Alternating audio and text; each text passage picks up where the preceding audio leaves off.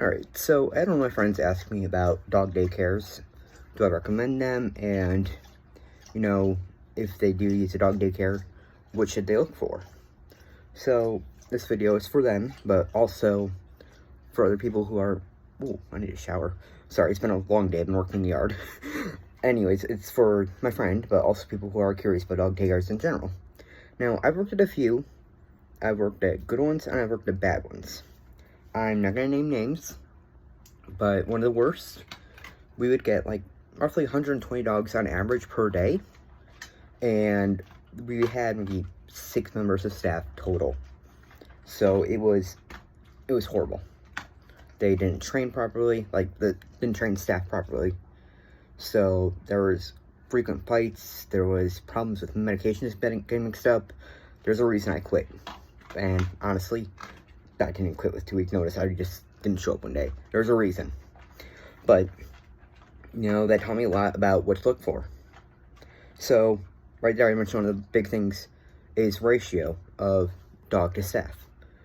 A maximum, I would say, is 5, maybe 6. Depends on how the dogs are behaving. Dogs to staff member. So, if you go somewhere and they're like, oh yeah, we have 20 dogs per 1 staff member. No. Big red flag. Avoid. Because then, it's like, think of a daycare for kids. With a dog, they got like the mentality of maybe 2 to 4-year-old. It really depends on the dog. Right, Oakland? Come here. Okay, you just want to listen. Alright. So, you've got the mentality of like 2 to 4-year-old. Now, would you want your, let's say 3-year-old, to go to a place where they're going to have 1 adult watching 20 kids in that age range? That's chaos. Now, imagine that with kids who are going to bite, but they have sharp teeth. They could really do damage. You'd want them to be closely monitored. Having that ratio like that, you're not going to get that close monitoring. So, that's why I say maximum 5, maybe 6 dogs per staff member. Now, another thing, ask for a tour. And I get, they can't go into all areas because liability, insurance, risk, etc. That's fine. But if you can't see general areas, that's a red flag. Avoid it. And, you should be asking, if your dog has medications, is the staff properly trained to handle these medications? Especially things like insulin. Because if your dose is missed, if a dose is too much, too little, your dog honestly could die. So you want to make sure they know what they're doing. Like I think I said, that place I worked at, medications sometimes got mixed up. And it was horrible. So you want to make sure that's all well organized. Maybe ask, how do they ensure the meds are being done properly? Is there a chart? Is the dog's meds, are they all put together in one big cabinet? Are they all, okay, this dog's items, their meds staying here? Because that's one place I worked at. They just had a big medicine cabinet for dog's meds. And, a lot of dogs had the same first name. And people would always pay attention to the last name on the bottle. And it was just, I don't know how they're still in business. They shouldn't be. So, yes, ask about medications. Ask how they separate the dogs. Is it by age? Is it by how they play? Is it by activity level? Is it by size? You don't want a place that just lumps them all together. No, avoid it. Now, there are places that may be we do allow the more aggressive dogs, but we keep them separate. My one dog I had before, she had some aggression problems, but we found a place that would take her when we would go away, a kennel, and they just kept her separate. They did her own playtime, her own walks, things like that. That's fine. If they're we've got a dog who's had issues before, we're still going to let them into a group. No. So, let's see what else. I'm trying to think. Like I said, it's been a long day, so ask about training for staff. Do they know how to stop a fight? Do they know dog body language? What are they taught about dog body language? Do they know signs of, this is a happy, calm, relaxed dog? Do they know signs of, this is a dog who's tense? This is a dog who might be about to go after another dog. This is the signs of a dog who's giving clear signals, I don't want to be here, I don't want to be in this situation. And, ask, are they monitoring for pushy behavior? Are they monitoring for behavior that could be like bullying within the dogs? Because not every place is going to watch this stuff. And if a dog's being too pushy, it can lead to a fight. And let's see what else. If your dog's going to be fed while there, ask how long they have the dogs wait after eating before they're released to play again. Because, especially in the deeper chested breeds, you could get bloat.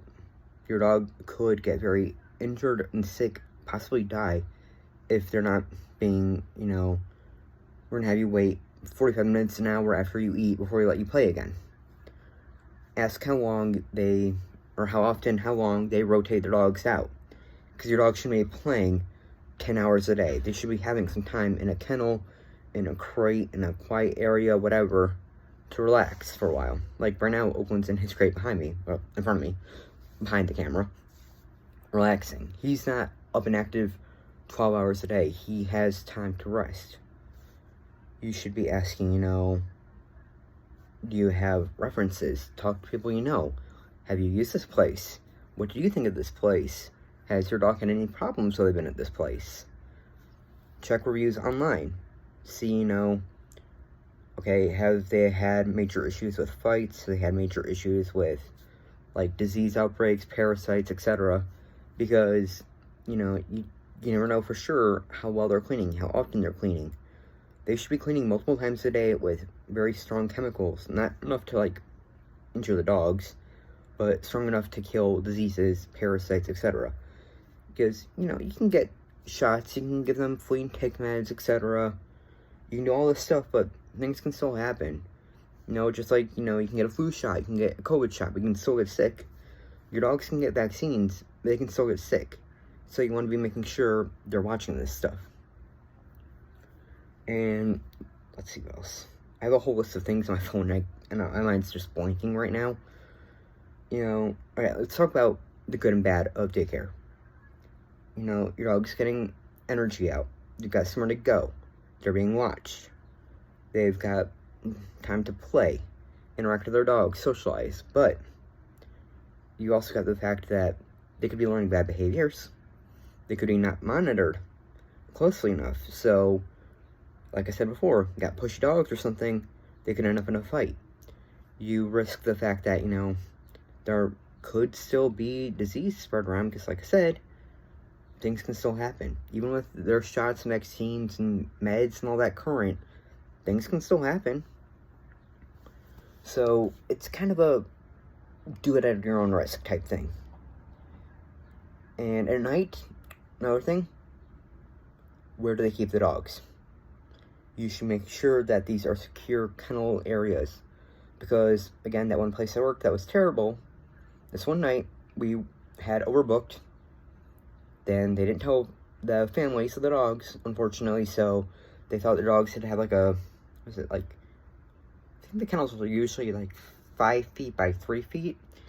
So they thought, my dog's having all this space, but they got put into small crates instead.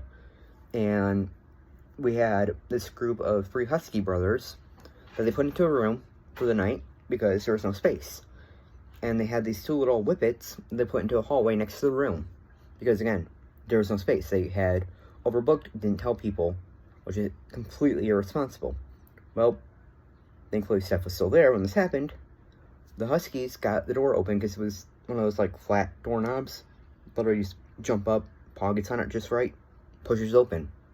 Unfortunately, they went after the whippets. One of them almost died. So you want to make sure my dog is going to be in this secure kennel, not oh, you're telling me they're going to have a nice fancy kennel, we're going to put them in a crate, we're going to put them in a hallway, we're going to leave them on the play floor overnight, things like that. That's just, it's irresponsible. It's stupid. There's so much to look out for when you use a dog daycare. I'll put more in the, can't think what the word is. the description. I'll put more in the description below. I will put down my whole list of everything, just to, I know I'm gonna miss things here, but please, please, please do your research. Think, ask questions, ask for reviews, ask people you know. And if a place gives you any bad vibes at all, don't go there. Talk to friends instead. Talk to family instead. Look into things like, Rover or local pet sitters. If you just get these bad vibes for any reason, avoid it. Even with using those sources like Rover or something, again, you get bad vibes. Avoid. That person just doesn't feel like they're responsible enough. They don't seem like they're paying enough attention. Don't go to them. Please. Keep your dog safe.